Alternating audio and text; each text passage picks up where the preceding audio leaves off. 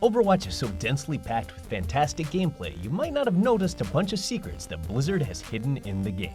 Number 1. You can find Genji's room in Nepal. It's easy to tell that Nepal is Zenyatta's hangout, what with the floating robot monk statues everywhere and all, but what the game doesn't tell you up front is that it's Genji's home too. After being mortally wounded in a fight with his brother Hanzo and patched up with cybernetics, Genji came to Nepal to find peace with his old self in a new prosthetic reality. That's where he came under the mentorship of Zenyatta, and the two have been close ever since. You can hear them refer to this relationship in the pre-game chatter if you listen closely. Since Nepal is Genji's adopted home, he figured he'd find a place to carve out for himself, and sure enough, you could find one of Nepal's 3 controlled mode maps. On the Nepal map known as Village, which you might know as the one where the control point is a tiny room of death, near the control point on the 2nd floor you can find a peculiar room decorated with recognizable artifacts. On the right you can find a painting that should look familiar. Sword-wielding brother? Check. Bow and arrow bro? Check.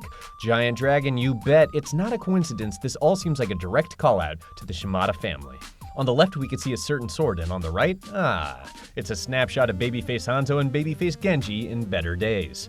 Relics of Genji's past tell us that he still values part of his life, including the brother that tried to murder him. Number 2, there's a giant dancing robot in Volkskaya Industries. I don't know if you noticed, but outside of the Volkskaya Industries map, there's a ton of giant robots. They're all part of Russia's Savatogar mech program, built to protect the country from the threat of asshole omnics like Bastion.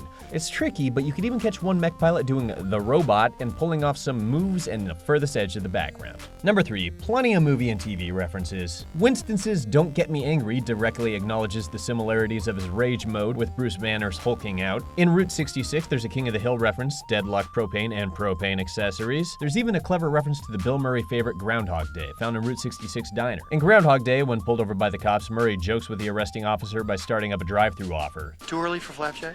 And somebody at Blizzard is apparently a fan. Some references are a bit older. Some Like It Bot is a dead ringer for the Marilyn Monroe classic Some Like It Hot, down to the instruments and high heels. The last one's a bit shaky, but someone brought up a convincing link between Overwatch and Big Hero 6. On the left you can see Zenyatta's Hello emote, which is a circular wax-on wave. It also happens to be the exact same way that fellow robot Baymax waves hello.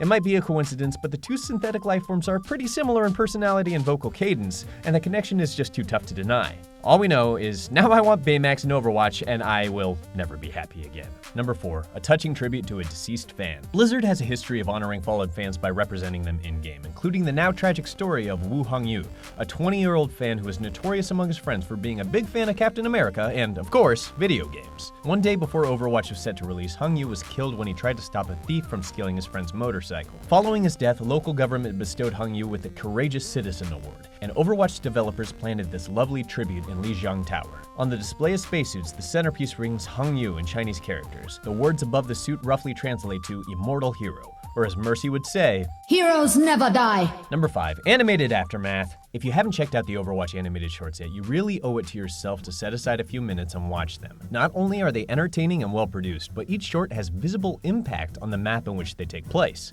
These details really help the levels feel like they have some meaning in history beyond one time a Junkrat killed 4 people with his ult here. The Genji Hanzo focus short Dragons is set on what players will recognize as the Hanamura map.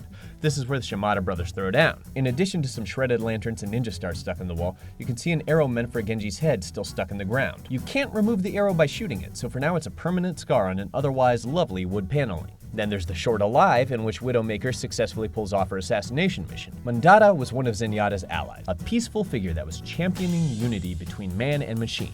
Widowmaker smiled as she gunned him down. Now a martyr, Mandata greets players on King's Row in giant golden statue form. It's kind of ironic given what the payload of King's Row contains, but we'll get to that later. Maybe the most fun of the shorts, Recall, stars a lonely Winston twiddling his thumbs as Reaper and his goons come to call. The short takes place in the attacker spawn of Watchpoint Gibraltar, and it's easy to spot Winston's office and the window through which he chucked a hapless merc.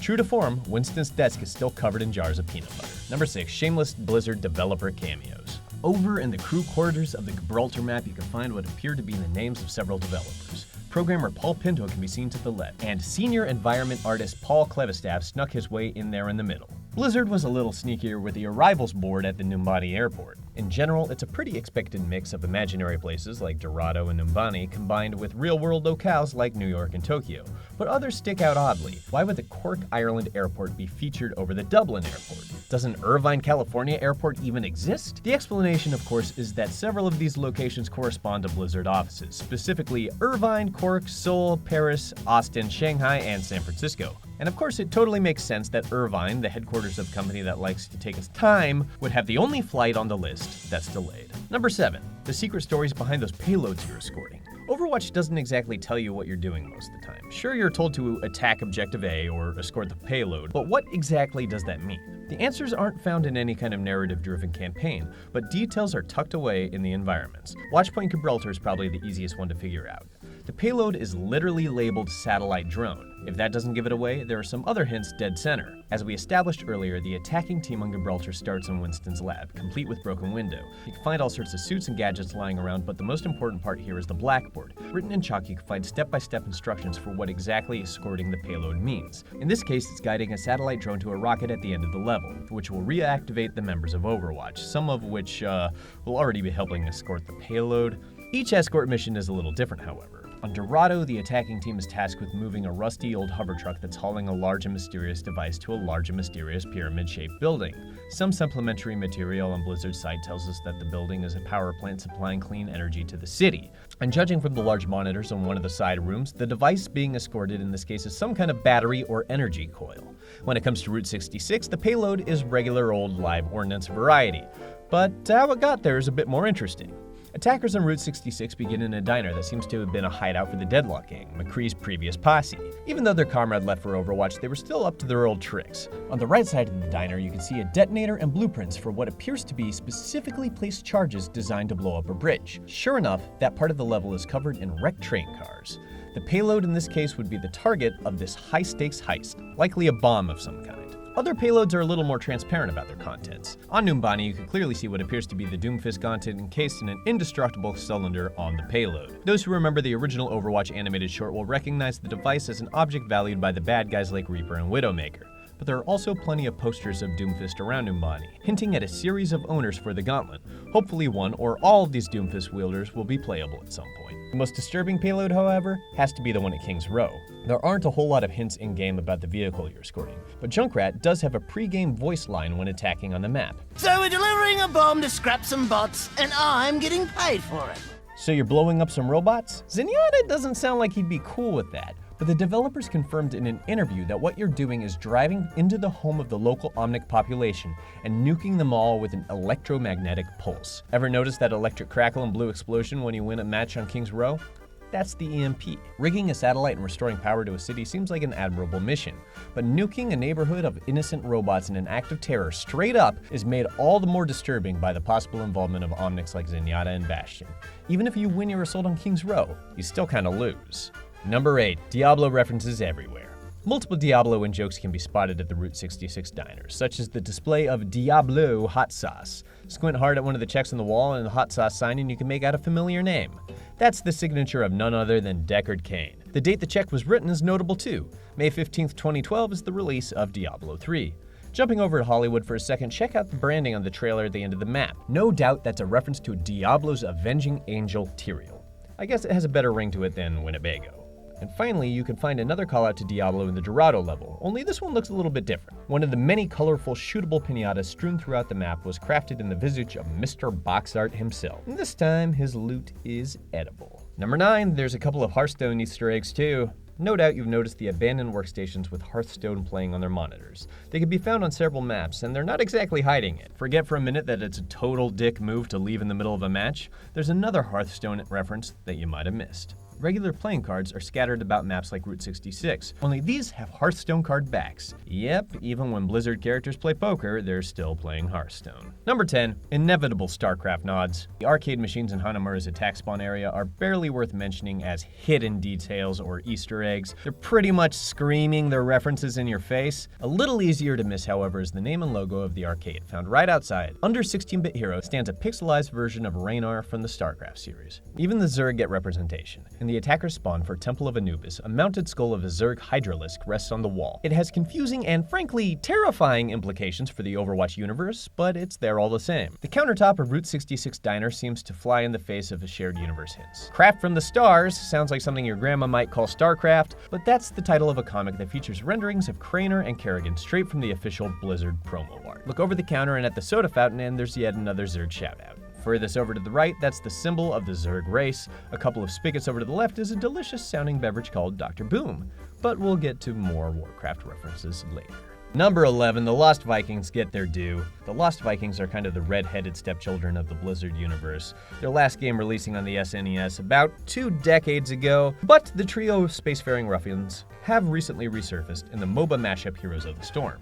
On the Walk of Fame in Hollywood near the attacker spawn, a few names stick out: Olaf Stout, Eric Swift, and Baliog Fierce. Number 12, World of Warcraft, of course. Naturally, WoW is well represented in every corner of Overwatch. The cameras in Hollywood appear to be branded Kilrog, as a nice tribute to one of the World of Warcraft orcs, Kilrog Deadeye, but at the same time, it's also kind of an insult. See, many of the movie posters around the map have been branded that they were filmed in amazing Kilrog Vision 3D, which is ironic because as someone with only one eye, Kilrog probably can't really enjoy 3D movies. All the same, it's still pretty neat that one of the Kilrog cameras follows the payload through the map. The Horde gets more face time in the Temple of Anubis. They're pretty much everywhere. The symbol for the Horde is carved alongside hieroglyphics on the map. You don't have to look hard since it seems to be on every surface at the second control point. Unfortunately, where there's the Horde, Despicable Alliance scum must follow. The Hollywood map is set at the Goldshire Pictures studio lot, which prominently features the Alliance symbol as its own crest. Goldshire itself is certainly derived from the human town of the same name, seen in the early game when playing World of Warcraft. The name of the putrid Alliance scum is plastered everywhere on the map, from the movie posters to street signs. A giant noodle-guzzling Murloc greets you outside the Hanamura Arcade, the apparent mascot for Rikimaru Ramen. Then there's the ship on the Temple of Anubis. Do Overwatch ships have bombshell ladies or angry sharks? Nah, just feisty Murlocs, complete with textualized versions of the trademark gurgling. Like Zerg, Murlocs seem to exist at least in some form in the Overwatch universe. You could even find some on the Hollywood map. That looks like a box for Rikimaru Ramen, complete with a UFO driving Murloc. Now that's a hero that we'd like to see in game. Number 13, the Easter egg that Blizzard doesn't want you to see. Overwatch went through tons of changes from beta up to release, and continues to see tweaks in content and balance. One change fans noticed, however, was a little different. In an early version of the game, one of the outhouses on Route 66 had an extra feature. Namely, there were magazines in there. Magazines with, photos of Overwatch females? This strongly implies the local no-good nicks of the Deadlock game were using the likeness of Mercy and Symmetra as spank material. Not long after the folks at Reddit spotted this lewd masturbation Easter egg, it was excised from the game. Go to that same outhouse now and there's nothing in it. Maybe the Deadlock gang finally figured out that you could take your cell phones into the crapper. So it makes you wonder whether an artist snuck those magazines in there without the knowledge of some key members of the team. Judging by the reaction to the whole Tracer butt pose debacle, someone higher up probably thought the detail didn't line up with their vision of the game. It's probably for the best, because if the Easter egg still existed, we'd probably all still be arguing about it instead of complaining about assholes who pick Sniper on Attack Escort.